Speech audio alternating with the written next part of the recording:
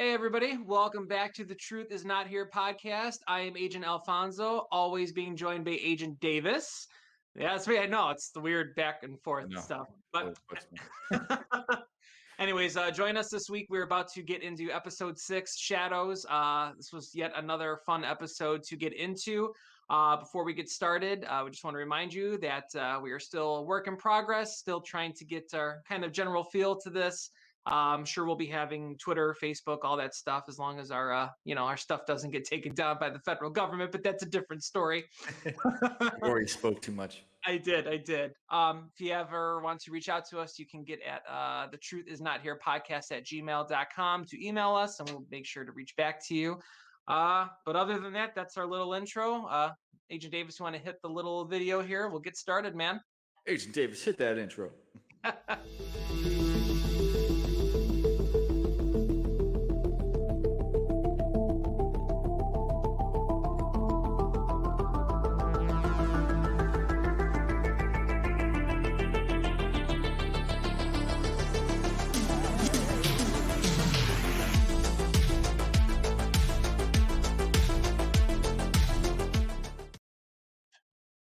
Hey, Agent Davis here. What's up, man? What's going on, Agent Alfonso? Oh, same old, same old. Just another week, another episode that we can now put in our belts, man. That's right. We're 6 episodes in now. This being the 6th. Yep. Feels better every time we get together, man. I'm loving it. It does. Absolutely, man. I keep wanting to the intro, man. Like I haven't checked on the YouTube, but I'm assuming we're getting copyright claims every time we play that intro. Why? I don't know. I just assume the worst at this point, Like it happens to the best of us. I'm gonna have to write a song for like the intro for us, buddy. We could totally do that. That'd be absolutely excellent. Haven't heard anything yet. I have the email on my phone, so good. I don't want to take the show away from our rabid fans of X-Files. Right, exactly. X-Files. But as you said, we're here. We gathered here today for episode 6, Shadows. Now, what is your opinions so far? Just brief opinions of what you've seen. Brief opinion, definitely kind of back on track to the whole X-Files-y type feel that, we've been used to for at least the first 4 episodes. The paranormal. Yeah, man. It got real heavy at times. But overall, I liked it, man. I'm not going to say it was my favorite, but I think it was a little bit better than Jersey Devil. Oh, and you were surprisingly like on point with Jersey Devil, I'd say. You were along for the ride. Yeah, I gave it like I think we said right around the 7 out of 10 IMDb score is kind of where I felt ish with it. See, that's weird because I thought that one was a little overrated. Not that I don't like it. Like I feel like if an episode is kind of like I think 5's like a good starting point. Like if you don't feel nothing, 5's a good spot. Like for these, I feel like they're in the 6s, which sounds bad, but it's just like I like it more than I dislike it. You know what I mean? Like we're on the precipice of going this way. I feel like too many people give shit 7s just because it's easy to fall back on. Exactly. That's true. And it must be harder for you because like what we're about to see. So what the caliber of the show can be in the future. So yeah, like I said, I mean, they're fun episodes. Like I don't think these are bad by any means. Do they tie in overall to anything specific or anything meaningful? Not right. You can miss these episodes and not really miss much of the overarching thing. But yeah, I don't know. I thought it was a fun episode. Yeah. I mean, we always make fun when we kind of watch these anyway, but it's enjoyable to me. Like I had a thought in my mind, even just watching this, that I was like, maybe it's the HD like remasters, but like it just looks good to me. Like it doesn't look like the 6th episode of the first season from a show from 1993 to me. That's true, man. There's a lot of clarity with them, and the audio was really good. There's a little things here and there, I think, where they couldn't clean up, like some of the music and stuff like that. I was like, oh, that's kind of like we made a couple comments about that earlier. Yeah, I mean, even just like like as just even as a show period, like I don't feel like they're that bad. You know what I mean? Like for a show in 93, like what shows are we going back to from 93? Nowadays. I couldn't even tell you, man. And it's just something fun to look forward to, and I got a fact.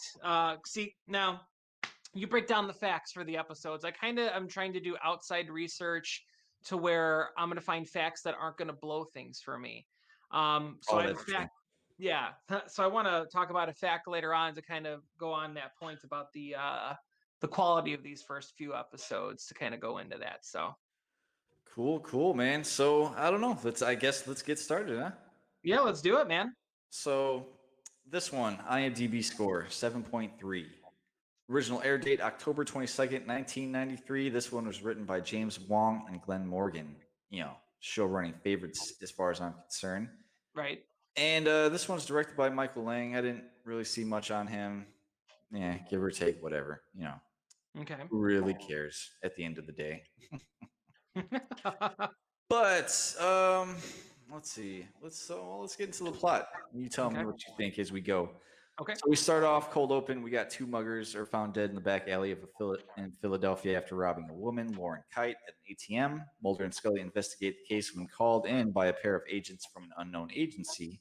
The bodies are found to have an electrical charge, and their throats have been crushed from the inside. Lauren sees her boss, Robert Dorland, and resigns due to her grief over the death of Dorland's partner, Howard Graves, who supposedly committed suicide weeks before. And that's kind of how we start this episode off.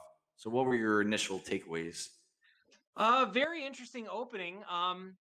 When those dudes got killed underneath the little fire escape thing, that was probably the most brutality that I've seen so far in the X-Files. Real fast moving. You can hear the crushing of the larynx and shit like that. That was cool. Yeah, there are some cool shots in this show for this episode specifically. Some we're gonna get to in a little bit later. But when you first saw the cold open, what were your initial? What were you thinking at first? What's your initial thoughts? Like, do you think it was like a ghost? Do you think it's a psychokinesis? What was the pointing you towards?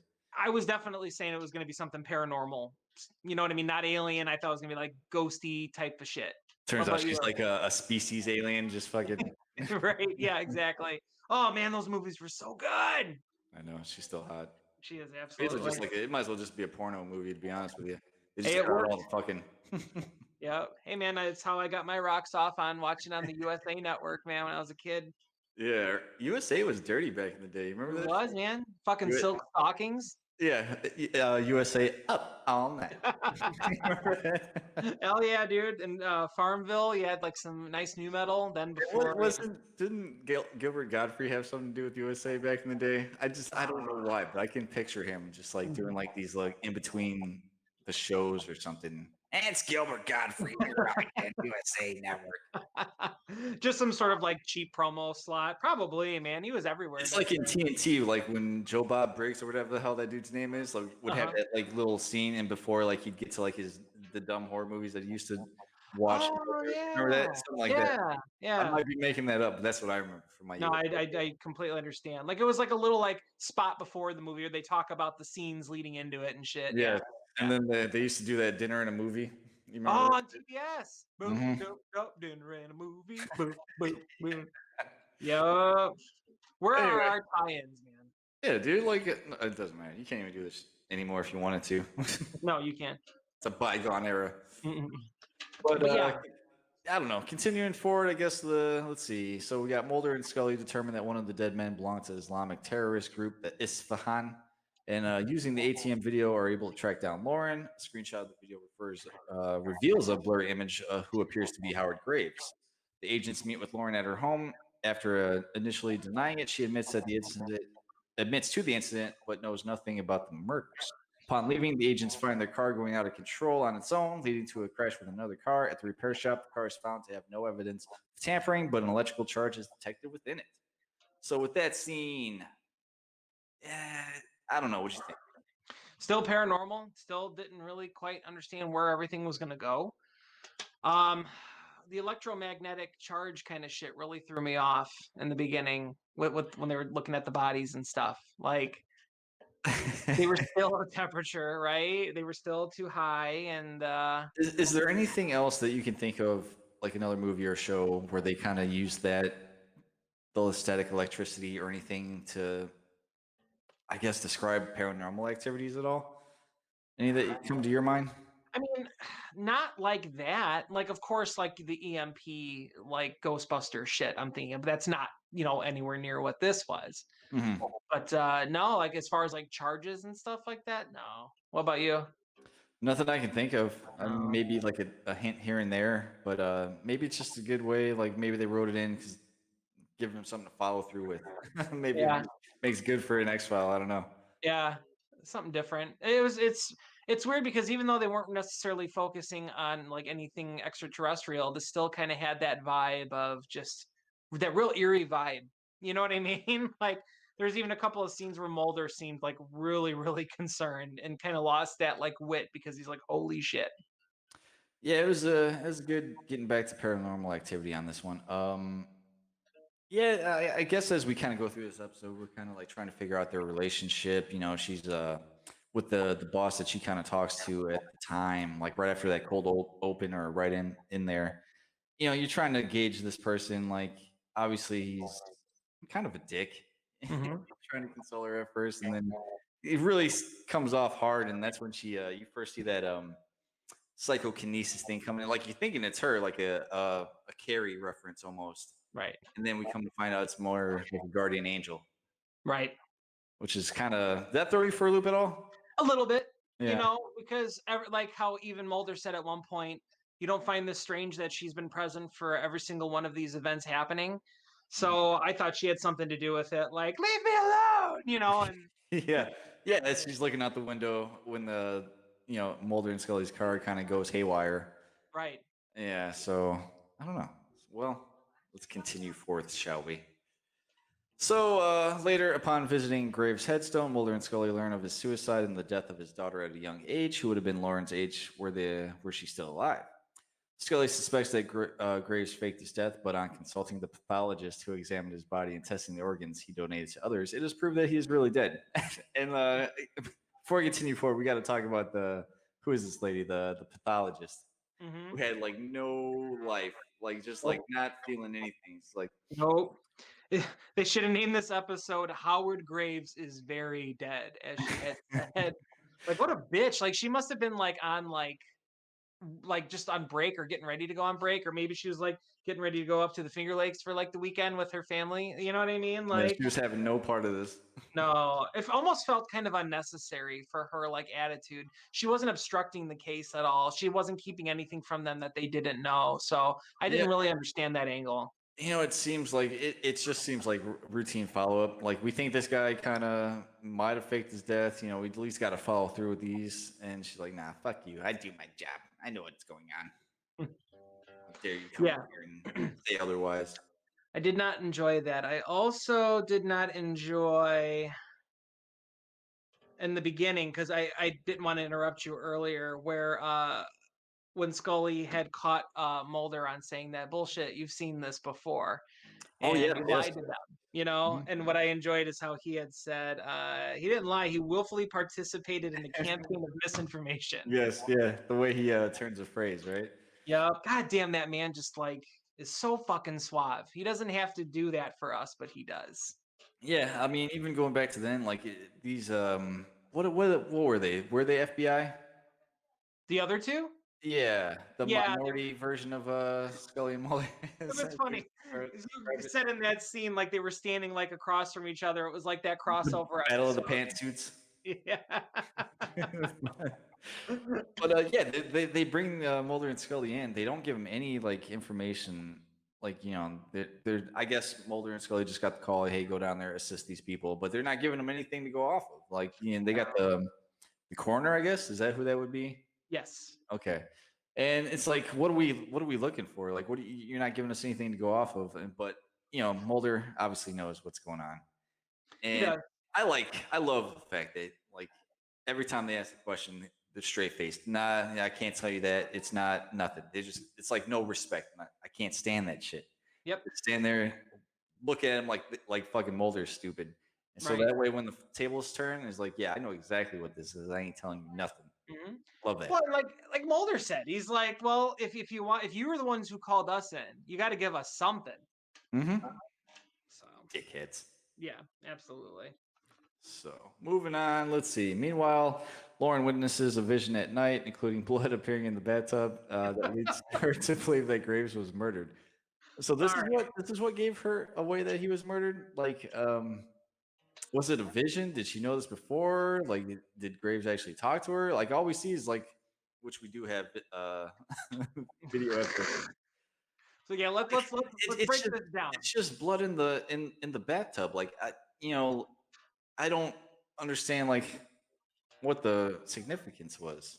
Like it just seems like maybe a nightmare or Yeah, it was kind of like well, first of all, she's in bed, she's sleeping, she hears someone come in the house, starts hearing the water rustling around. As she gets closer, she starts hearing Howard, oh no, no, and hearing Howard. hearing a struggle. Let's let's talk about this whole Howard thing. So while Agent Davis and I were watching this, the obsession that Lauren has had with Howard, this unhealthy obsession, was very reminiscent of Private Parts, with a woman on the subwoofer having an orgasm, courtesy Yeah, of Howard. children watching the screen now, have them turn away. Yes, please. If you want to roll that beautiful bean footage real quick. Exhibit A. Howard. So anytime that we mention Howard, now you know what we're talking about. Yeah. So she goes into this bathroom, and it really was a good lead up for like a little terrifying scene there, because okay, you bust in, you have the courage to go into the bathroom, but yet when you're in the bathroom, guess what? Nope, the shower curtain, you still got to go through that barrier. So she's starting to hear the water and more of a struggle and everything, and that's when she opened up the shower curtain and saw the blood inside the water. I think it was well done, like you said. Even setting something up. For me, maybe it was just the constraints of what they could do with the episode, but I would have liked to have seen him in the bathtub. Oh, obviously, maybe have him a bubble bath so you don't see his dong or nothing. But like, was his wrist cut? Like, what was the determination to say that? What was the cause of death? Do you remember? I don't even remember hearing. No, I don't even remember that either. We were probably It's just talking over it. death by suicide. Yeah, that's our problem. We're having too much fun with these. Pull up the picture of the bathtub, please. Bathtub, Exhibit B. Yeah. So we just have a little bit of dash of blood, and I know you can't see it from the still there, but seeing it on video was really cool, man, because it almost was like somebody dropped like a bath bomb at the bottom. It was just kind of like floating up. It was kind of like a Nightmare on Elm Street kind of feel to it. Dude, like I was thinking that too. Like that's the best way I could describe the scene. And yeah, I don't know. It was cool. I thought it was well shot and stuff, but I'm not really getting any answers from it. But I guess maybe I should have just paid attention. No, I'm the same way. But even in these plots, like, dude, like I'm reading this off of Wikipedia. Like, I'm not getting anything that says like what the cause of death was. Why they believe what they do. Like, she has this vision at night, from what this says, of blood appearing in the bathtub, and that leads her to believe like he was murdered. But I don't know. I would have liked another piece to like kind of pull us through. That's all. I get you. Yeah, to kind of like smooth it out. It was a little rough. Yeah, but it's like we're taking a leap. Yeah, we are taking a little bit. We're skipping a step instead of just being brought up evenly. We do have to admit, though, also, every single time that fucking Howard comes in the room, she also apparently has a little bit of coming herself. She does have some physical ramifications, or she's obviously physically feeling something from his presence, maybe, I guess. She is. And I felt something from his presence to her presence, which gave me a little bit of a presence. That's there. If you'd like to pull up Exhibit C, please. Oh, yeah. That is like the perfect like O face if I have never seen one in my life before. True. Out of context, that's definitely an O face. Is this from the bathroom scene? This was from the bathroom scene when she saw the blood. Okay. As we're watching this, I was Googling this as we were watching, so I was like, I have to pull up a scene to say. Like, I know you and I are pretty much fucking pigs, but it was even like my wife sitting next to me was like, Jesus Christ. Like, she was like like it was like over the top, man. Maybe it was the 90s, man. I don't know. I mean, I'm not complaining. I mean, I know where it's bookmarked at for after this episode. Yeah, I see what you did there. You dirty perv. Agent Alfonso. Power. So, moving forward, at her going away party, she is threatened by Dorlin, who believes she has knowledge of confidential information that could implicate him. Mhm. Lauren calls the agents at her home, but before the agents can get there, two assassins hired by Dorlin arrive to kill her. An invisible force kills them both just as Mulder and Scully arrive, with Mulder witnessing the body of one assassin being hanged midair. Almost, I said stigmata style, almost. Definitely. Just That like this, dude, this was like the best shot of the whole episode. Him just kind of standing, like obviously elevated a little bit, just kind of like obviously feeling something. It looked like there was blood kind of coming down too, right? absolutely right from the nose, man. Well, he And was that just arch. getting the shit beat out of him uh, right before this too. So Yep, and that fucking just look of terror on Mulder's face, and also that profound respect that he would, if he could get in the room with anything when this was happening, he wouldn't interfere. He's just like, hey, the thing is too is like, I mean, that could have went sideways for him too, because we've seen this force, this entity, kind of try and take them out. Well, obviously back when they thought it was a threat to the lady here, but I mean, it could have went for him too.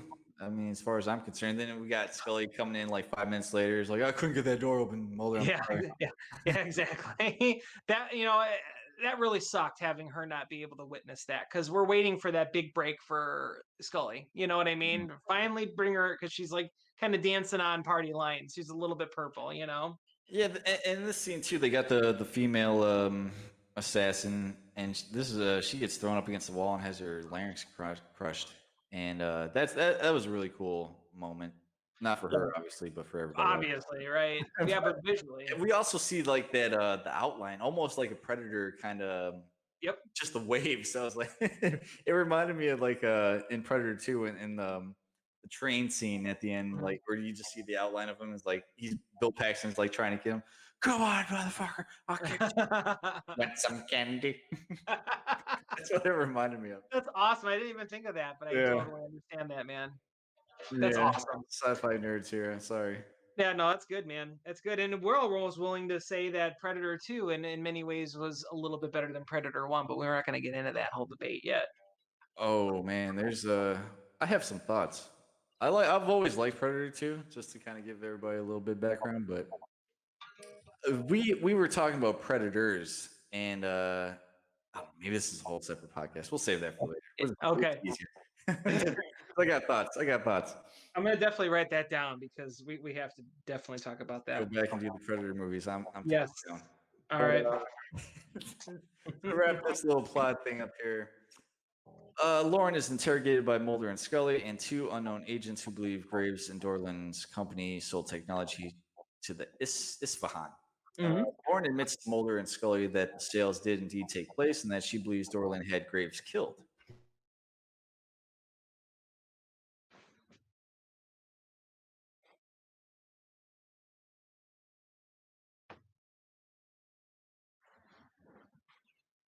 Hey. Can't hear you.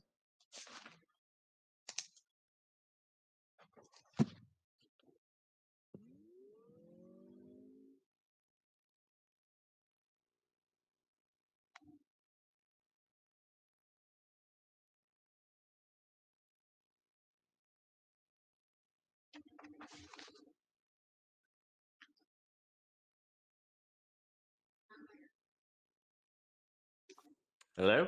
Hey, there you go. Fucking cat, dude. Oh, is that what happened?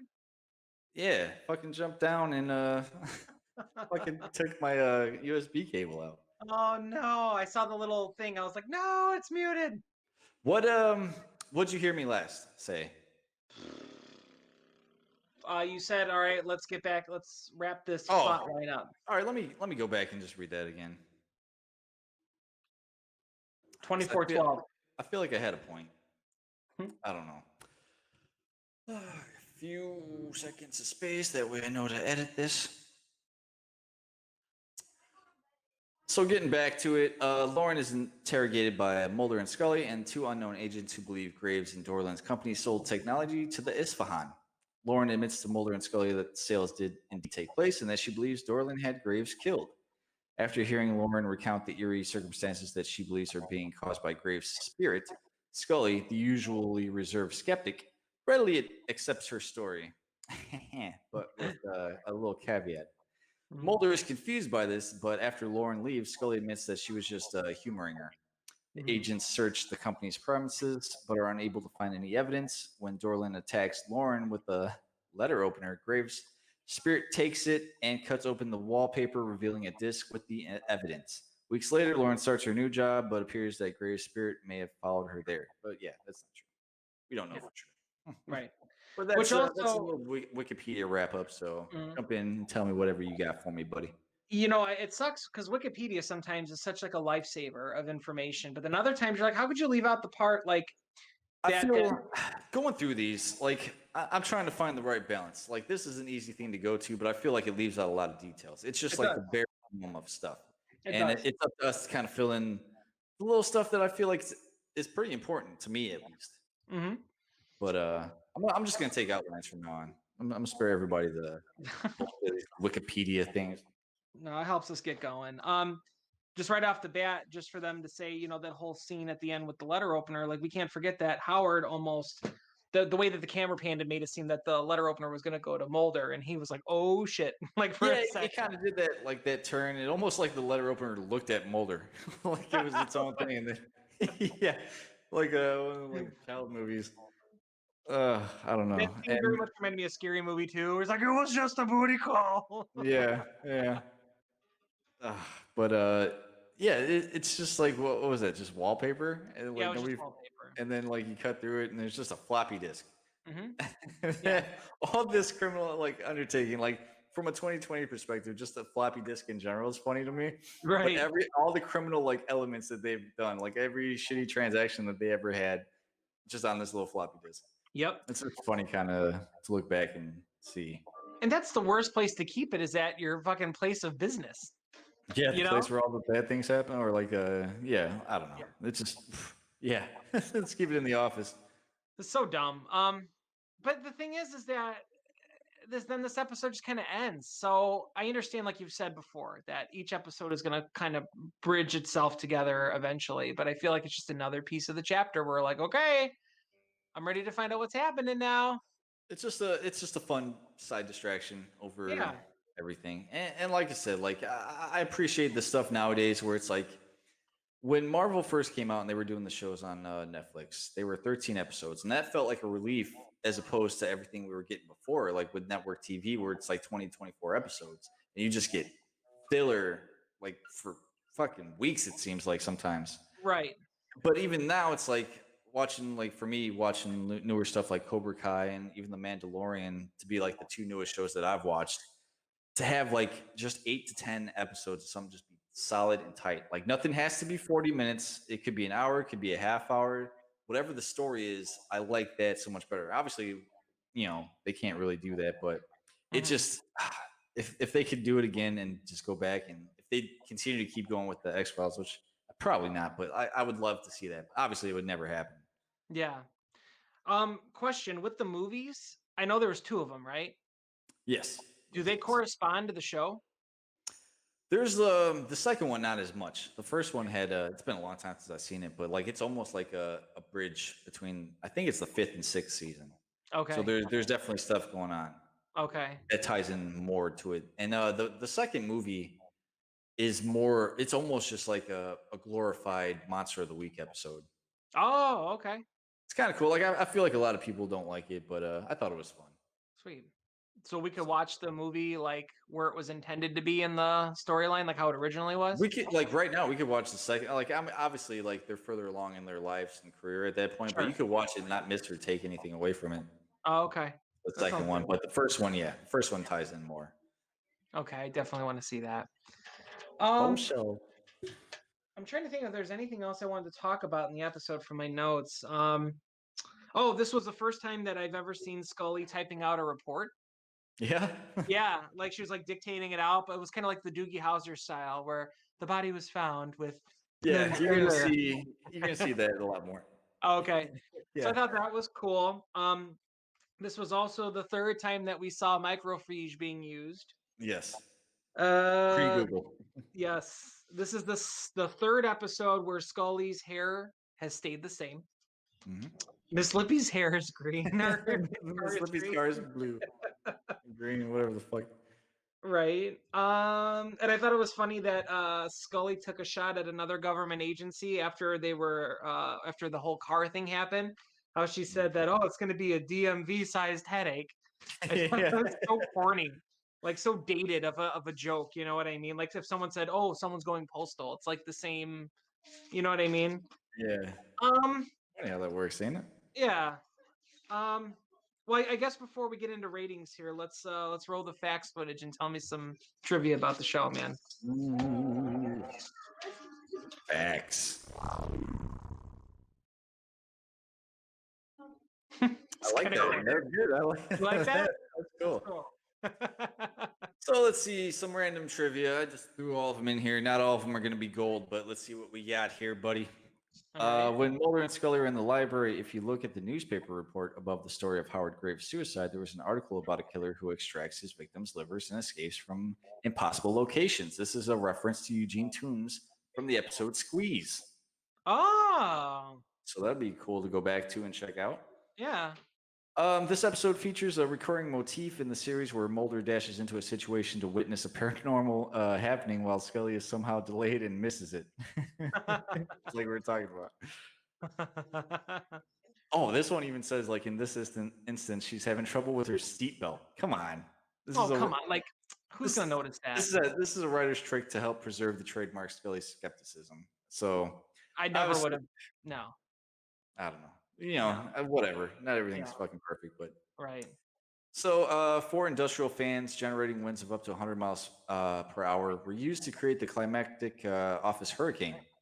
The scene was filmed late at night, and the noise generated by the fans was so loud that it infuriated neighbors and started complaining about it. So, for that whole thing, it's 4 industrial-sized fans going 100 miles an hour. That's pretty sweet because that scene came off real organic too, man. Yeah, pretty cool, right? Yeah. Let's see. When Mulder and Scully are in the car park and Howard Graves' car parking space is being renamed, the name Howard, the name being painted on is Tom Braidwood, who is the actor who plays Frohickey and is also a assistant director on the series. So this is a gentleman that's going to be coming up. I want to say maybe season 3. We might get a glimpse of him here and there coming up, but I want to say sometime in season 3, there's an episode that brings him in full time. It's going to be like Mulder's kind of go to like research team almost. Oh, okay. Yeah. So yeah, Tom Braidwood, he's going to be Frohickey. Keep that in mind for future references. Let's see. The house where Lauren Kite lives is the same filming location as the house of the investigating officer at the Powhatan Mills murders in the Squeeze episode. The yellow and flower prairie style windows are the indicator. So, Huh. yeah. Interesting. Funny. This episode is partly inspired by the horror film The Entity from 1982. The film starred Barbara Hershey, who later played Erica Price in season 11. I've never seen or heard of The Entity. Never. So let's see. Howard Patrick Graves was born on March 4th, 1940 and died on October 5th, 1993. I guess that's just information for you. Sarah Lynn Graves was born on September 8th, 1966, and she died on August 3rd, 1969. So those were the gravestones that we saw in the graveyard. And yeah, so some information for all those nitpicky motherfuckers out there. Yeah. It's cool because the episode premiered on 10/22 of 93. So you're getting that realistic, like, oh, 10/5/93. So only just a couple of weeks. So it makes sense that she's in his office cleaning shit out. And yeah, pretty cool, right? Yeah, I like that. I like that parallel where it's all together. Continuity. Yeah, man. And the last one I got for you is this episode largely came about because executive producers Glenn Morgan and James Wong were under pressure from the Fox executives to have Mulder and Scully investigate what they consider to be a more traditional paranormal case involving ghosts, as opposed to liver-eating mutants or extraterrestrials. Morgan and Wong essentially wrote the episode to get the executives off their back. Wow. Interesting. Yeah, so I think I had some production notes on here too. That basically just kind of said the same thing. So, Well, that's interesting. So coming from an episode that they just kind of were like, "Hey, all right, we'll do it," like leave us alone. Like it still was good though. Yeah, it's not bad at all. I thought, yeah, No. that basically kind of takes care of my production notes too, because it just said basically the inspiration was the entity, the Tom Braidwood was the name going over it. I think that's damn near all of it, man. Okay. Oh, here's a quote from James Wong on this episode, and I quote: "It wasn't a great script. I thought the director did a good job with it. It was entertaining, but not my favorite episode. The network wanted more of a lot more relatable things. Originally, we made this girl a lot more interesting, but because they wanted relatable things, we made her a secretary, and it wasn't really involving. So, Huh. yeah, straight from James Wong himself." Huh. We wanted it to be more realistic, so we had a Demigorgon choking people. Yeah. Yeah. And then looks like Glenn Morgan had a quote here too. He said it's a little too ordinary, like you've seen it before, which is exactly what the network wanted at the time. Chris Carter had more of a positive view on the episode, calling it very well done, really great effects, which I agree with, Yep. and more of a meat and potatoes kind of story, an FBI sting and a good mystery that Mulder and Scully investigate. Overall, a really solid episode from what he says. So, yeah, It was I don't know. solid. Yeah, Yeah. it was solid, man. Fuck. I guess overall, I mean, I like I said, now we're kind of like getting back into it. Like this could have taken place after Squeeze. Like this should have been the next episode after Squeeze. Yeah, I could see that. Yeah, kind of like your fucking follow up from Vulgar Display. Far Beyond Driven was the perfect one to come next. Right. So I'm curious where you would put these in the episodes we've seen so far. So far, we got Squeezed at the top, Deep Throat, Pilot, Jersey Devil, and Conduit. What are you feeling? I guess. Oh God. For me, I'm thinking I would. I want to put this above the Pilot. I'm thinking. Really? Do you think so? I don't know if I'd put this above the pilot. The pilot was so magical for me, man. You think 'Cause so? Okay. yeah, it had that feel like that. Yep, aliens. Out, the truth is out there, kind of, shit. Um, Well, I think uh, there's only one place to put it then, and that would be in slot 4, after the Pilot, above the Jersey Devil. yep, I'm okay Yeah, with that. that works for you. So let me Yep, see here. Shadows. shadows. So yeah, you heard it here first. That's what we got so far, man. Shadows at number 4. That's perfect. And for Wasted Attention podcast, now I want us to do the Frighteners, man. Oh, good. Yes, that would be Yeah. such a great movie to kind of go back and watch. I haven't seen that movie in 20 years, dude. At least. It's funny. Probably. Dude, same here, man. I found it at fucking Disc Replay. I actually have it in the closet behind me there. I The bought it one for with $3. the face that's got that Yep, 3D the white holographic face. thing that when you'd Yeah. always see, like I'd always see it at the movie or box office. It was the video store we had by my house that we used to go to all the time. And Uh-huh. you just see that cover with that face coming through. Yeah. I'll remember that's the day I died, man. Oh yeah, man. It was awesome. And then you finally see it, and that does not capture what the movie No, is. at all. It's so batshit crazy in all Yeah. the best ways and ways you could never even think of.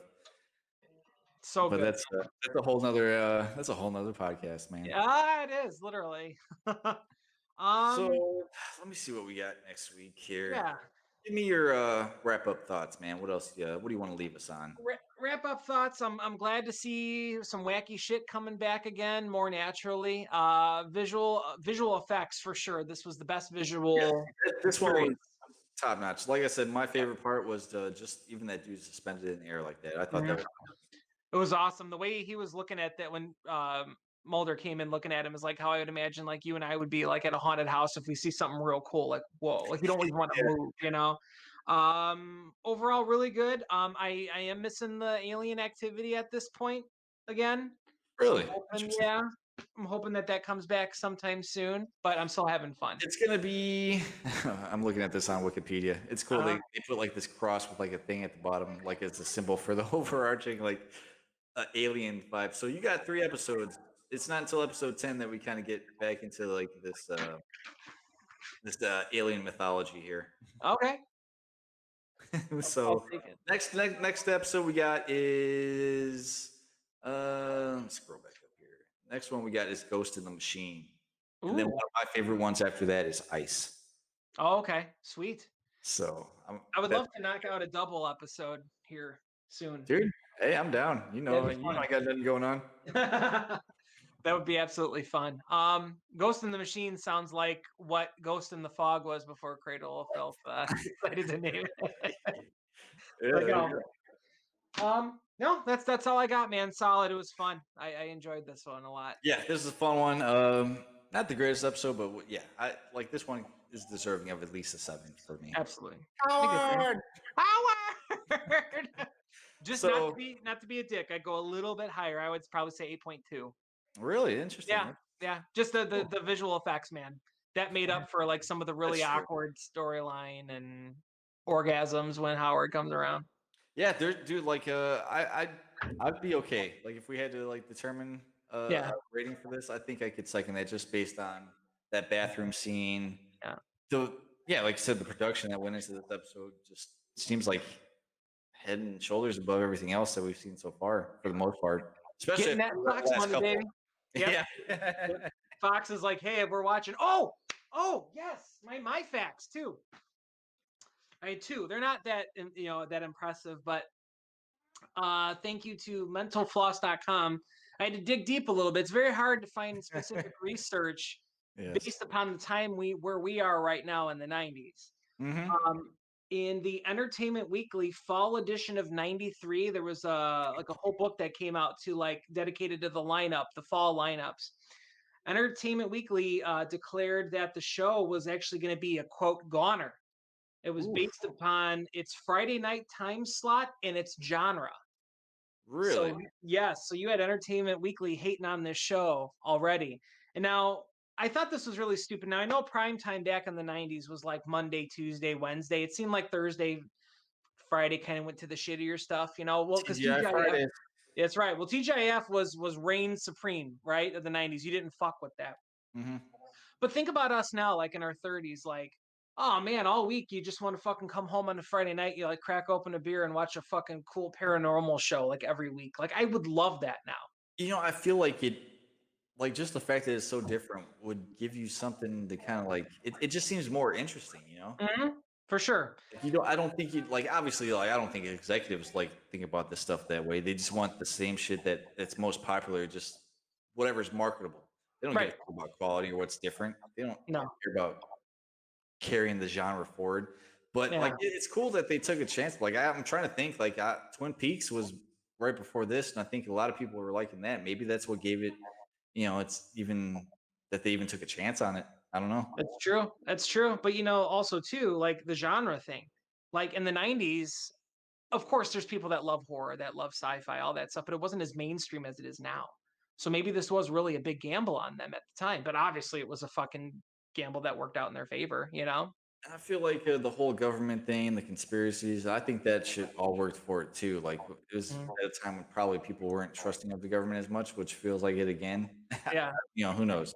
I Right. don't know. It just, like I remember being like back in the days, like I love like the odd stuff, like even Tales from the Crypt, the horror aspect. I like Yeah. this stuff more, and it's always kind of interested me. So Absolutely, man. And then another from also Entertainment Weekly, there was an interview that I had read with Gillian Anderson. So this was in 1994. She admitted that David Duchovny on set has said that he was quite the skeptic, while Gillian Anderson was the believer in the paranormal. To quote, she said that she was into psychokinesis, uh, ESP, and telling the future. She said that I love that stuff. she was in the ESPN.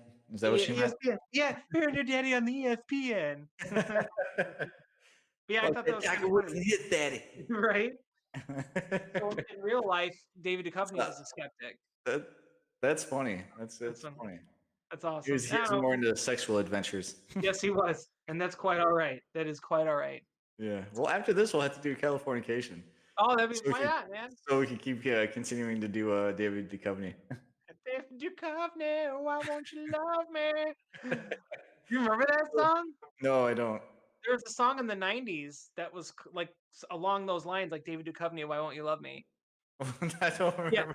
I'm gonna find this out after the episode's over. I'm gonna send it to you. The only thing I got for you as far as X-Files and music is watch the X-Files from the lights on, went down the maze on, hello, smoking weather, this one, I was saying for to get a frantic, like taking 10 trick, like the fucking bare naked ladies. Bare Naked Ladies, man. Uh, That was a fucking fun ass band too. yeah, I'll take your word for it. Yeah. No, you know what, man? That's what we're gonna Yes, do. yeah. Wasted Attention. We're gonna go back and we're gonna review like terrible fucking albums from the 90s. Oh my god, yeah. Yeah. Dude, Like like Hootie and the Blowfish and shit.